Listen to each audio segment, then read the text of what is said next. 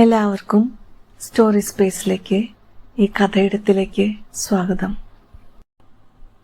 ചാനലിൻ്റെ ഐക്കണിൽ തൊട്ട് പ്ലേലിസ്റ്റ് സെലക്ട് ചെയ്താൽ ചാനലിൽ മുൻപ് വായിച്ച കഥകൾ നിങ്ങൾക്ക് കേൾക്കാവുന്നതാണ്.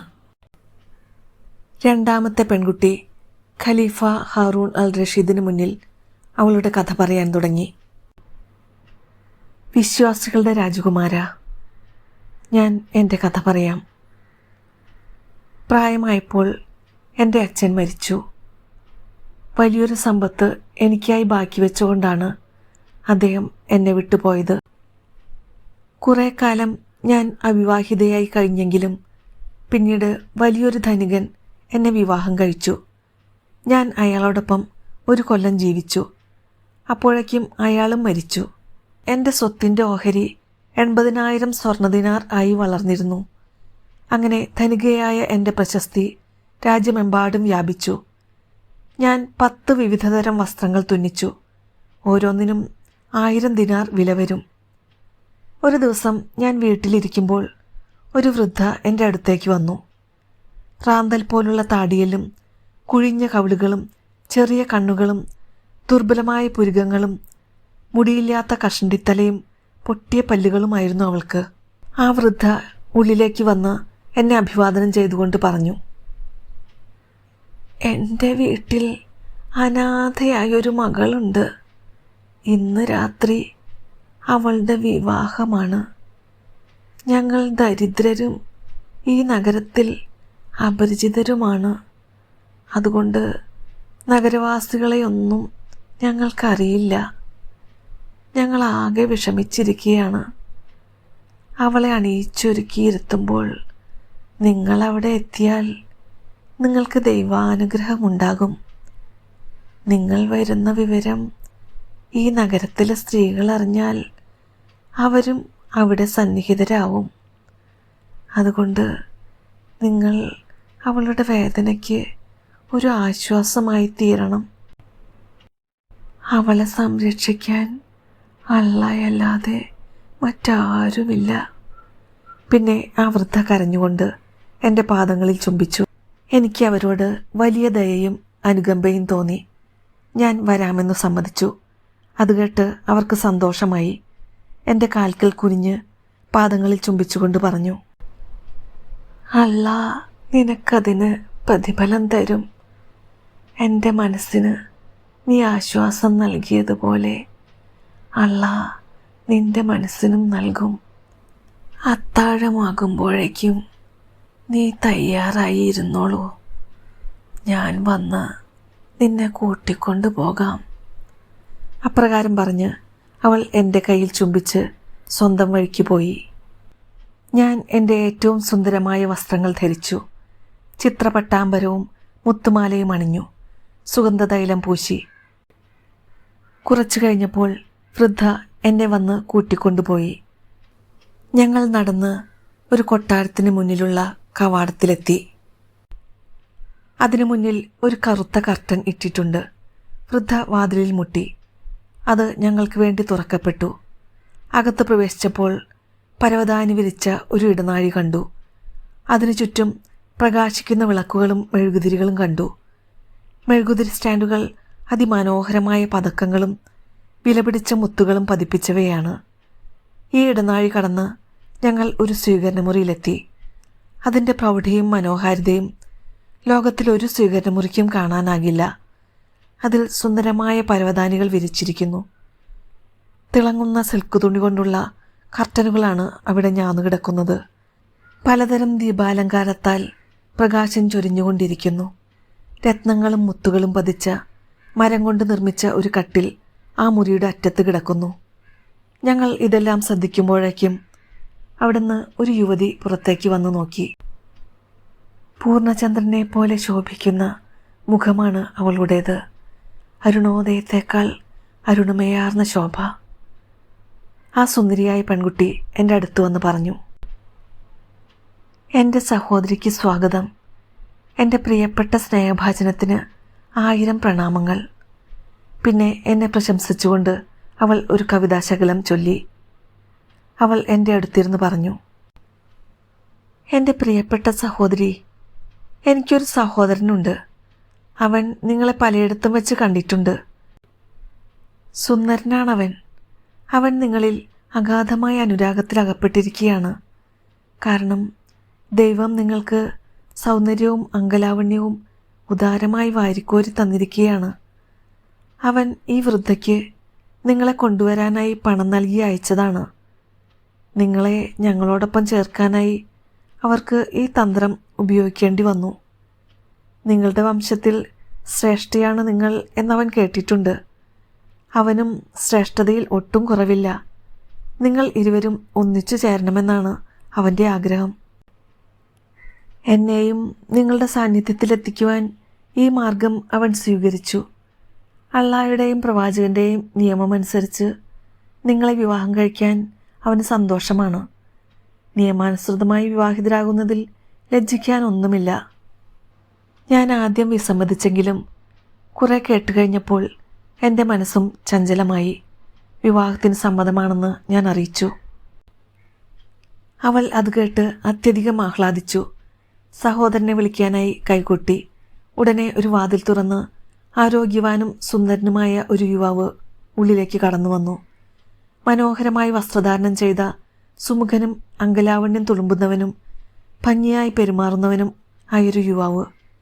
വില്ലുപോലെ വളഞ്ഞ നിബിഡമായ കൺപുരുകങ്ങൾ, ഏതൊരു ഹൃദയത്തെയും വശീകരിക്കുന്ന കണ്ണുകൾ, കവികൾ വർണ്ണിക്കാറുള്ള ഉദാത്തമായ സൗന്ദര്യം. അയാളെ കണ്ട മാത്രയിൽ എൻ്റെ ഹൃദയം അയാൾ കൈയടക്കി. അയാൾ അല്പനേരം എൻ്റെ അടുത്തിരുന്ന് എന്നോട് സംസാരിച്ചു. ആ യുവതി വീണ്ടും കൈകൊട്ടി. ഒരു വശത്തെ വാതിലിലൂടെ ഖാസിയും 4 സാക്ഷികളും ഉള്ളിലേക്ക് വന്നു. അവർ ഞങ്ങളെ അഭിവാദ്യം ചെയ്ത് ഇരിപ്പിടത്തിലിരുന്നു. ഞാനും ആ യുവാവും തമ്മിലുള്ള വിവാഹ കരാർ എഴുതിയുണ്ടാക്കിയ ശേഷം അവർ സ്ഥലം വിട്ടു. പിന്നീട് ആ യുവാവ് പറഞ്ഞു, എൻ്റെ സുന്ദരി, എനിക്ക് നിന്റെ മുന്നിൽ ഒരു വ്യവസ്ഥ വയ്ക്കാനുണ്ട്. എന്താണത്? ഞാൻ ചോദിച്ചു.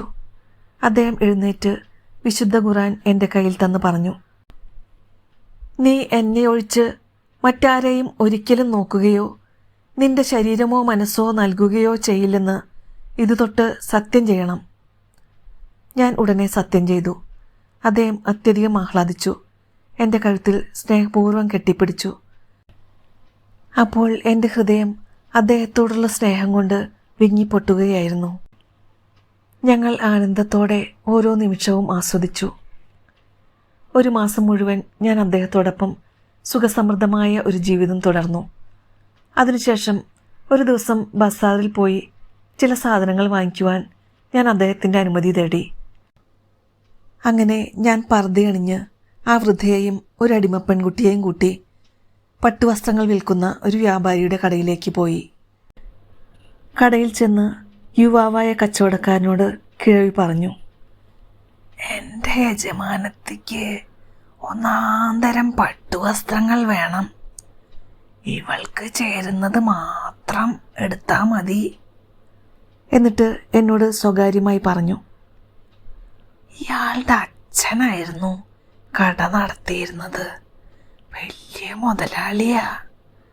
അച്ഛൻ മരിച്ചപ്പോൾ മോൻ അതിൻ്റെ എല്ലാം അവകാശിയായി. കച്ചവടക്കാരൻ ധാരാളം പട്ടുവസ്ത്രങ്ങൾ എൻ്റെ മുന്നിൽ നിരത്തിയിട്ടു. അപ്പോഴെല്ലാം വ്യാപാരിയുടെ ഗുണഗണങ്ങൾ കിഴവി എന്നോട് വർണ്ണിച്ചുകൊണ്ടിരുന്നു. എനിക്ക് ദേഷ്യം വന്നു. ഞാൻ തുണി വാങ്ങാനാണ് വന്നത്, ഇയാളെ പറ്റിയുള്ള വർണ്ണന കേൾക്കാൻ വന്നതല്ല. ആവശ്യമുള്ളത് വാങ്ങിയിട്ട് നമുക്ക് പോകാം. തുണികളെടുത്ത് അതിൻ്റെ വില കൊടുത്തപ്പോൾ വ്യാപാരി വാങ്ങിയില്ല. ഇതിന് വില വേണ്ട, ഭവതി എൻ്റെ കടയിൽ വന്നതുകൊണ്ടുള്ള സന്തോഷം കൊണ്ട് ഞാൻ സമ്മാനിക്കുന്നതാണ്. പണം വേണ്ടെങ്കിൽ എനിക്കിവിടുത്തെ തുണികളും ആവശ്യമില്ല, അതെല്ലാം തിരിച്ചു കൊടുത്തേക്കൂ, ഞാൻ വൃദ്ധയോട് പറഞ്ഞു.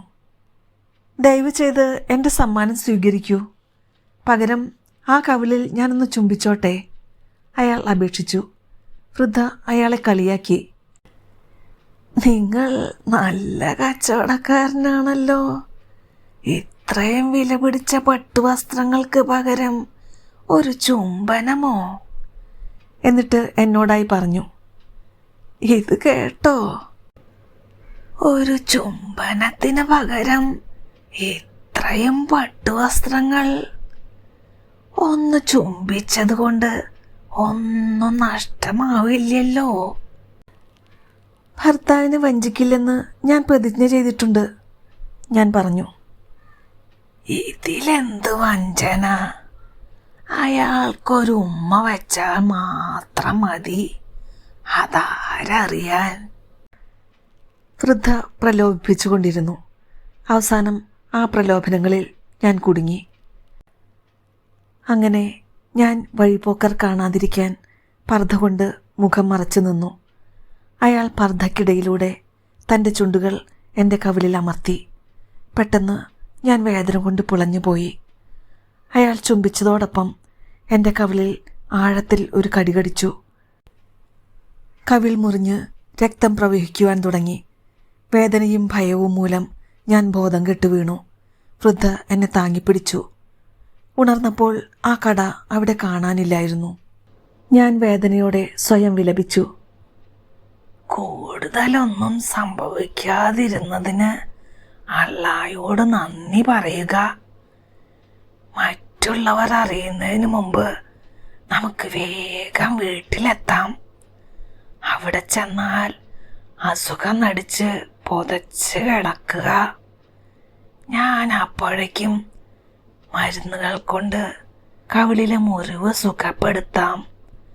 3 ദിവസത്തിനകം അത് സുഖപ്പെടും, വൃദ്ധ പറഞ്ഞു. അങ്ങനെ അല്പസമയത്തിനു ശേഷം ഞാൻ എഴുന്നേറ്റു. ഞാൻ വല്ലാത്ത വിഷമത്തിലും ഭയത്തിലുമായിരുന്നു. മെല്ലെ നടന്ന് വീട്ടിലെത്തിയപ്പോൾ അസുഖം നടിച്ച് ഞാൻ മുറിയിൽ പുതച്ചു കിടന്നു. രാത്രി ഭർത്താവ് എൻ്റെ അരികിൽ വന്ന് ചോദിച്ചു, നിനക്കെന്തു പറ്റി? ഞാൻ മറുപടി നൽകി, എനിക്ക് സുഖമില്ല, ഭയങ്കര തലവേദന. മെഴുകുതിരി വട്ടത്തിൽ എൻ്റെ കവിളിലെ മുറിവ് അദ്ദേഹം കണ്ടു. അതിനെപ്പറ്റി അന്വേഷിച്ചപ്പോൾ വിറക് ചുമന്നുകൊണ്ടുപോയിരുന്ന ഒരു ഒട്ടകം എൻ്റെ മേൽ മുട്ടിയതാണെന്നും ഒരു മരക്കഷ്ണം തട്ടി എൻ്റെ ശിരോവസ്ത്രവും കവിളും മുറിഞ്ഞതാണെന്നും ഞാൻ പറഞ്ഞു. അദ്ദേഹം അലറി, നാളെ ഞാൻ ഗവർണർക്ക് പരാതി നൽകും. അയാൾ ബാഗ്ദാദിലെ എല്ലാ വിറക് കച്ചവടക്കാരെയും കഴുമരത്തിലേറ്റട്ടെ. അയ്യോ, അതൊന്നും വേണ്ട. സത്യത്തിൽ ഞാനൊരു കഴുതപ്പുറത്ത് സഞ്ചരിക്കുമ്പോൾ അതിൻ്റെ കാലിടറി എന്നെ നിലത്ത് വീഴ്ത്തി. അപ്പോൾ എൻ്റെ കവിൾ ഒരു മരക്കഷ്ണത്തിൽ ഉരഞ്ഞതാണ്. അങ്ങനെയാണ് ഈ മുറിവ് പറ്റിയത്, ഞാൻ പറഞ്ഞു. എങ്കിൽ ഞാൻ ജാഫറിൻ്റെ അടുത്ത് പോയി ഈ കഥ പറയും. അങ്ങനെ കഴുതുകളെ കൊണ്ടു നടക്കുന്ന എല്ലാ പയ്യന്മാരെയും അദ്ദേഹം വധിക്കട്ടെ. എൻ്റെ ഈ മുറിവിൻ്റെ പേരിൽ നിങ്ങൾ ഈ ആളുകളെയെല്ലാം കൊല്ലുമോ? അദ്ദേഹം സംശയത്തോടെ എന്നെ ചോദ്യം ചെയ്യാൻ തുടങ്ങി. ഞാൻ വല്ലാതെ ഭയന്നുപോയി. വിക്കി ഞാൻ എന്തൊക്കെയോ പറഞ്ഞു. അദ്ദേഹത്തിന് കാര്യം എന്തെന്ന് മനസ്സിലായി കഴിഞ്ഞിരുന്നു. അയാൾ അലറി, എടി കുലടേ, നീ എന്നോട് ചെയ്ത ശബ്ദം തെറ്റിച്ചു. അദ്ദേഹം ഉറക്കെ അലറി വിളിച്ചു. ഉടനെ ഒരു വാതിൽ തുറന്ന് 7 കാപ്പിരിയടിമകൾ അകത്തേക്ക് പ്രവേശിച്ചു. എന്നെ കിടക്കയിൽ നിന്നും വലിച്ചു താഴെയിട്ട് മുറിയുടെ മധ്യത്തിലേക്ക് വലിച്ചഴിച്ചു കൊണ്ടുവരുവാൻ അദ്ദേഹം അവരോട് ആജ്ഞാപിച്ചു. എന്നു മാത്രമല്ല, അവരിലൊരാളോട് എൻ്റെ കൈമുട്ടുകൾ കൂട്ടിക്കെട്ടാനും എൻ്റെ തലയിൽ കയറിയിരിക്കാനും കൽപ്പിച്ചു. രണ്ടാമനോട് എൻ്റെ കാലിൽ ഇരുന്ന് കാൽമുട്ടുകൾ കൂട്ടിക്കെട്ടുവാനും പറഞ്ഞു. മൂന്നാമത്തവന് തൻ്റെ വാൾ ഊരിക്കൊടുത്ത് അദ്ദേഹം ആജ്ഞാപിച്ചു, അവളെ 2 വെട്ടിമുറിച്ച് ടൈഗ്രീസ് നദിയിൽ കൊണ്ടിടുക. അതിലെ മീനുകൾ അവളെ തിന്നട്ടെ. പ്രേമത്തോട് വിശ്വാസവഞ്ചന കാണിക്കുകയും ശബ്ദങ്ങൾ പാലിക്കാതിരിക്കുകയും ചെയ്യുന്നവരോട് അങ്ങനെയാണ് പകരം വീട്ടേണ്ടത്. അദ്ദേഹം കോപാഗ്നിയാൽ നിന്ന് ജ്വലിച്ചു. എൻ്റെ പുറത്തിരുന്ന അടിമ ആജ്ഞ പാലിക്കാൻ തയ്യാറായിക്കൊണ്ട് എന്നിലേക്ക് കുനിഞ്ഞ് പതുക്കെ പറഞ്ഞു, ഓ എൻ്റെ യജമാനത്തി, ദൈവത്തോട് പ്രാർത്ഥിച്ചോളൂ. സത്യമായും നിങ്ങളുടെ ജീവിതത്തിൻ്റെ അന്ത്യനിമിഷമാണിത്. നല്ലവനായ അടിമേ, ഞാൻ പറഞ്ഞു, അല്പസമയം ക്ഷമിക്കൂ, എന്നിട്ട് നിനക്കെൻ്റെ തലവെട്ടാം. പിന്നെ ഞാൻ തല ഉയർത്തി നോക്കി. ഞാൻ എത്രയോ ഉന്നത നിലയിൽ നിന്ന് ഇത്രയും അപമാനകരമായ നിലയിലേക്ക് പതിച്ചല്ലോ എന്നോർത്ത് ഞാൻ പരിതപിച്ചു. സുന്ദരമായൊരു ജീവിതത്തിന് ശേഷം ഇത്തരമൊരു മരണം. സ്വന്തം പാപം മൂലമല്ലേ ഈ ശിക്ഷ ക്ഷണിച്ചു വരുത്തിയത്? അതോർത്ത് എൻ്റെ കണ്ണുകൾ നിറഞ്ഞൊഴുകി. ഞാൻ അസഹ്യമായ മനോവേദനയോടെ കിടന്നു കരഞ്ഞു. എന്നാൽ അദ്ദേഹം ഭയങ്കര ദേഷ്യത്തിൽ തന്നെയായിരുന്നു. ഞാൻ അദ്ദേഹത്തോട് മാപ്പിരന്നു. എന്നാൽ ക്രുദ്ധനായ അദ്ദേഹം എനിക്ക് മേൽ അസഭ്യം ചൊരിയുകയാണുണ്ടായത്. വീണ്ടും അടിമയോട് അദ്ദേഹം അലറി, "അവളെ രണ്ടായി വെട്ടിക്കീറുക." അടിമ എന്നെ സമീപിച്ചു. എന്നെ സർവശക്തനായ അള്ളായിൽ സമർപ്പിച്ച് ഞാൻ കിടന്നു. അപ്പോഴേക്കും ആ വൃദ്ധ പാഞ്ഞെത്തി എൻ്റെ ഭർത്താവിൻ്റെ കാൽക്കൽ വീണ് അവയിൽ ചുംബിച്ചുകൊണ്ട് കണ്ണുനീരോടെ പറഞ്ഞു, "മോനെ, അവളെ കൊല്ലരുത്. അതിന് മാത്രം തെറ്റൊന്നും അവൾ ചെയ്തിട്ടില്ല. നീയൊരു യുവാവാണ്. അവളുടെ മരണം നിന്റെ വീടിനെ കളങ്കപ്പെടുത്തുമെന്നാണ് എൻ്റെ ഭയം. ഈ നീതി കെട്ടവളെ വീട്ടിൽ നിന്ന് പുറത്താക്കിയാൽ മതി." വൃദ്ധയുടെ കരച്ചിലും അഭ്യർത്ഥനയും മാനിച്ച് ഒടുവിൽ അദ്ദേഹം പറഞ്ഞു, "ശരി, ഞാൻ അവൾക്ക് മാപ്പ് കൊടുക്കുന്നു. എന്നാൽ അവൾ ജീവിതകാലം മുഴുവൻ ഓർക്കാനായി ഒരടയാളം എനിക്ക് നൽകാതിരിക്കാൻ പറ്റില്ല." പിന്നെ എന്നെ നിലത്തിലൂടെ വലിച്ചിഴച്ച് നിവർത്തി കിടത്തുവാൻ അദ്ദേഹം അടിമകളോട് കൽപ്പിച്ചു. എൻ്റെ വസ്ത്രങ്ങളെല്ലാം ഊരിയ ശേഷം എനിക്ക് ഇളകാൻ പറ്റാത്ത രീതിയിൽ അടിമകൾ എൻ്റെ മേൽ കയറിയിരുന്നു. അദ്ദേഹം ഒരു വടിയെടുത്ത് എൻ്റെ പുറത്ത് ഇരുവശത്തും തുരുതുരെ പ്രഹരിച്ചു. വേദന സഹിക്കാനാകാതെ ഞാൻ ബോധം കെട്ടുപോയി. ജീവനിൽ ആശ കൈവെടിഞ്ഞു. ഇരുട്ടായ ഉടനെ അടിമകളെ വിളിച്ച് ആ വൃദ്ധയെയും കൂട്ടി എൻ്റെ പഴയ വീട്ടിൽ കൊണ്ടുവിടാൻ അദ്ദേഹം ആജ്ഞാപിച്ചു. അവർ തങ്ങളുടെ യജമാൻ്റെ കൽപ്പന അനുസരിച്ചു. എന്നെ സ്വന്തം വീട്ടിൽ ഒരു മുറിയിൽ കൊണ്ടുപോയി കിടത്തി അവർ സ്ഥലം വിട്ടു. നേരം പുലരുന്നതുവരെ ഞാൻ അബോധാവസ്ഥയിലായിരുന്നു. ഞാൻ എൻ്റെ മുറിവുകളിൽ മരുന്ന് പുരട്ടി. എനിക്ക് സ്വയം ചികിത്സിക്കാൻ അറിയാമായിരുന്നു. എന്നാൽ എൻ്റെ വശങ്ങളിൽ വാരിയെല്ലുകൾക്ക് മുകളിലായി വടിയുടെ പാടുകൾ മായാതെ കിടന്നു. 4 മാസത്തോളം ഞാൻ കിടപ്പിലായിരുന്നു. പിന്നീട് എനിക്ക് എഴുന്നേറ്റ് നടക്കാറായി. ആരോഗ്യം വീണ്ടു കിട്ടി. അതിനുശേഷം ഈ സംഭവങ്ങളെല്ലാം നടന്ന വീട് ഞാൻ ചെന്നു നോക്കി. എന്നാൽ വീടിൻ്റെ നാശാവശിഷ്ടങ്ങൾ മാത്രമാണ് എനിക്ക് കാണാൻ കഴിഞ്ഞത്. ആ തെരുവ് ഇടിച്ചു തകർക്കപ്പെട്ടിരിക്കുന്നു. മുമ്പ് വീടുണ്ടായിരുന്ന സ്ഥലത്ത് ചപ്പുചവറുകൾ കുന്നുകൂടി കിടക്കുന്നു. ഇതെങ്ങനെ സംഭവിച്ചെന്ന് എനിക്കൊരു പിടിയും കിട്ടിയില്ല. അങ്ങനെ ഞാൻ എൻ്റെ രണ്ടാനമ്മയുടെ മകളായ സുബൈദയെ ചെന്ന് കണ്ടു. ഈ 2 കറുത്ത പട്ടികളും അവിടെ ഉണ്ടായിരുന്നു. അവളെ അഭിവാദ്യം ചെയ്ത് എനിക്ക് സംഭവിച്ച കാര്യങ്ങളെല്ലാം ഞാൻ വിശദീകരിച്ചു. സുരക്ഷിതയായി എന്നെ ഇവിടെ എത്തിച്ച അള്ളായോട് നന്ദി പറയുവാൻ അവൾ പറഞ്ഞു. പിന്നെ സ്വന്തം കഥ എന്നോട് പറഞ്ഞു. അങ്ങനെ ഞങ്ങളൊന്നിച്ച് ഇക്കാലം അത്രയും ജീവിച്ചു. ഇതാണ് എൻ്റെ കഥ. അവളുടെ വാക്കുകൾ കേട്ട് ഖലീഫ അത്ഭുതം കൂറി. അപ്പോഴേക്കും നേരം പുലർന്നിരുന്നു. ഷഹ്റസാദ് കഥ നിർത്തി നിശബ്ദയായി. 19-ാം രാവിൽ ഷഹ്റസാദ് തൻ്റെ കഥ പറച്ചിൽ തുടർന്നു. ഗൃഹനാഥയായ മൂത്ത സഹോദരിയോട് ഖലീഫ ചോദിച്ചു, "നിന്റെ സഹോദരിമാരെ പട്ടികളാക്കി മാറ്റിയ ആ ഭൂതപ്പെണ്ണിൻ്റെ വിവരങ്ങൾ നിനക്കറിയാമോ?" "അറിയാം. അവൾ തൻ്റെ ഒരു ചുരുൾമുടി എനിക്ക് തന്നിട്ട് ഇപ്രകാരം പറഞ്ഞിരുന്നു, നീ എന്നെ കാണണമെന്ന് ആഗ്രഹിക്കുമ്പോൾ ഇതിൽ നിന്ന് ഒരു മുടിയെടുത്ത് കരിക്കുക. ഞാൻ ഉടനെ നിന്റെ മുന്നിൽ പ്രത്യക്ഷയാകും. അതെവിടെയാണെങ്കിലും." "ആ മുടി എനിക്ക് കൊണ്ടുതരൂ," ഖലീഫ ആവശ്യപ്പെട്ടു. അവൾ അത് കൊണ്ടുവന്ന് മുഴുവനും തീയിലിട്ടു. കരിയുന്ന മുടിയുടെ ദുർഗന്ധം പരന്നതോടെ ആ സ്ഥലം ഇളകി വല്ലാതെ വിറച്ചു. ഇടിവെട്ടുന്ന ശബ്ദം അവിടെ ഉയർന്നു. ഒപ്പം ചിറകടി ശബ്ദവും. പാമ്പായിരുന്ന ആ പെൺഭൂതം ഒരു മുസ്ലിം സ്ത്രീയുടെ രൂപത്തിൽ ഖലീഫയുടെ മുന്നിൽ പ്രത്യക്ഷപ്പെട്ടു. അവൾ അദ്ദേഹത്തെ വണങ്ങിക്കൊണ്ട് പറഞ്ഞു, "അസ്സലാമു അലൈക്കും, അള്ളായുടെ പുരോഹിത." അദ്ദേഹം ഉടനെ മറുപടി നൽകി, "വാ അലൈക്കും സലാം, അള്ളായുടെ ദയയും അനുഗ്രഹവും നിനക്കുണ്ടാകട്ടെ." അവൾ തുടർന്നു, "അങ്ങേക്കറിയാമോ, ഈ യുവതിയാണ് എന്നിൽ കാരുണ്യത്തിൻ്റെ വിത്ത് വിതച്ചത്. അതിന് വേണ്ട രീതിയിൽ പ്രതിഫലം നൽകാൻ എനിക്ക് കഴിഞ്ഞിട്ടില്ല. എൻ്റെ ശത്രുവിനെ നിഗ്രഹിച്ച് എന്നെ മരണത്തിൽ നിന്നും രക്ഷിച്ചവളാണിവൾ. അപ്പോൾ അവളുടെ സഹോദരിമാർ അവളോട് ചെയ്ത ക്രൂരതകൾ എനിക്കറിയാൻ കഴിഞ്ഞു. അതിൻ്റെ പേരിൽ ഞാൻ അവരോട് പ്രതികാരം ചെയ്യാൻ മുതിർന്നതാണ്. അവരെ കൊന്നുകളയാനാണ് ഞാൻ ആദ്യം വിചാരിച്ചത്. എന്നാൽ അവൾക്കതിൽ ദുഃഖം തോന്നിയെങ്കിലോ എന്ന് ഞാൻ ഭയപ്പെട്ടു. അതുകൊണ്ടാണ് ഞാൻ അവരെ പട്ടികളായി രൂപം മാറ്റിയത്. എന്നാൽ അങ്ങേക്ക് അവരെ പഴയ രൂപത്തിലാക്കണമെന്നാണെങ്കിൽ വിശ്വസ്തരുടെ നേതാവേ, ഞാനത് ചെയ്യാം. അപ്രകാരം പറഞ്ഞ ശേഷം ഒരു കപ്പ് വെള്ളമെടുത്ത് അതിലേക്ക് അവൾ മന്ത്രോച്ചാരണം നടത്തി. പിന്നെ ആ 2 പട്ടികളുടെയും മുഖത്ത് വെള്ളം തളിച്ചുകൊണ്ട് പറഞ്ഞു, നിങ്ങളുടെ പഴയ മനുഷ്യരൂപത്തിലേക്ക് തിരിച്ചു വരിക.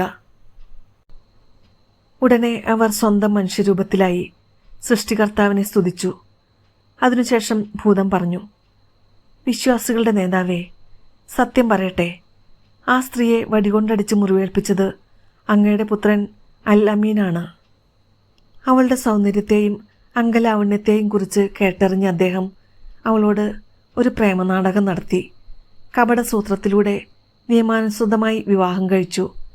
പിന്നീട് അവളെ തല്ലിച്ചതച്ചു. എന്നാലും അവളെ തല്ലിയതിന് തീർച്ചയായും അദ്ദേഹത്തെ കുറ്റപ്പെടുത്താനാവില്ല. കാരണം അദ്ദേഹം അവളെക്കൊണ്ട് ചില കാര്യങ്ങൾ ചെയ്യരുതെന്ന് മതാചാരപ്രകാരം ശപഥം ചെയ്യിപ്പിച്ചിട്ടുള്ളതാണ്. എന്തായാലും ആ ശപഥം അവൾ ലംഘിച്ചതിനാൽ അവളെ വധിക്കുവാൻ അദ്ദേഹം തീരുമാനിച്ചിരുന്നു. എന്നാൽ സർവശക്തനായ അള്ളായെ അദ്ദേഹം ഭയന്നു. മർദ്ദനശിക്ഷയിൽ തൃപ്തനായി. ഭൂതത്തിൻ്റെ വാക്കുകൾ കേട്ടപ്പോൾ ആരാണ് അവളെ മർദ്ദിച്ചതെന്ന് ഖലീഫയ്ക്ക് മനസ്സിലായി. അദ്ദേഹം ഉടനെ തൻ്റെ മകൻ അൽ അമീനെ വിളിപ്പിച്ചു. കാര്യങ്ങളെല്ലാം ചോദിച്ചറിഞ്ഞു. സത്യാവസ്ഥ അയാൾ സമ്മതിച്ചു. ഉടനെ ഖാസിമാരെയും അവരുടെ സാക്ഷിമാരെയും ഖലീഫ അവിടേക്ക് വിളിപ്പിച്ചു. രാജകുമാരന്മാരായ ആ 3 ഫക്കീർമാരെ കൊണ്ട് 3 സഹോദരിമാരെ വിവാഹം കഴിപ്പിച്ചു. ആ ഫക്കീർമാരെ തൻ്റെ സർക്കാരിലെ ഉന്നത പദവികൾ നൽകി ആദരിച്ചു. അവർക്കാവശ്യമുള്ളതെല്ലാം നൽകി ബാഗ്ദാദിലെ കൊട്ടാരത്തിൽ തന്നെ താമസിപ്പിച്ചു. പീഡനമേറ്റ യുവതിയെ അദ്ദേഹം തൻ്റെ മകൻ അൽ അമീനെ കൊണ്ടുതന്നെ പുനർവിവാഹം നടത്തിച്ചു. നല്ല സമ്പത്തും അവൾക്ക് നൽകി. തകർക്കപ്പെട്ട അവളുടെ വീടിൻ്റെ സ്ഥാനത്ത് പഴയതിനേക്കാൾ നല്ലൊരു വീട് നിർമ്മിച്ചു കൊടുത്തു. ഏറ്റവും താഴെയുള്ള സഹോദരിയെ ഖലീഫ തന്നെ കല്യാണം കഴിച്ചു. അന്നു രാത്രി അവർ ഒന്നിച്ചു കഴിഞ്ഞു. പിറ്റേന്ന് അവൾക്കായി അദ്ദേഹം നല്ലൊരു വാസസ്ഥലവും പരിചാരകമാരെയും നൽകി. സുഖമായി ജീവിക്കാനുള്ള പ്രതിദിന ബത്തയും നിശ്ചയിച്ചു. ഖലീഫയുടെ ഉദാരതയും രാജകീയ ഭരണവൈദഗ്ധ്യവും കണ്ട് ജനങ്ങൾ വിസ്മയിച്ചുപോയി. ഷഹ്റസാദ് കഥ നിർത്തിയപ്പോൾ ദുനിയാസാദ് ആർത്തു വിളിച്ചു, എൻ്റെ സഹോദരി, എന്തു രസകരമായ കഥയാണിത്. ഇതുപോലെയൊന്നും കേട്ടിട്ടേയില്ല. എന്നാൽ ഇന്നു രാത്രി ബാക്കിയുള്ള സമയത്ത് മറ്റൊരു കഥ എനിക്ക് പറഞ്ഞു തരാമോ? രാജാവ് സമ്മതിച്ചാൽ സസന്തോഷം ഞാൻ പറയാം. പറഞ്ഞോളൂ ഷഹ്റസാദ്. രാജാവ് സമ്മതിച്ചു. അങ്ങനെ മറ്റൊരു കഥ അവൾ പറയാൻ തുടങ്ങി.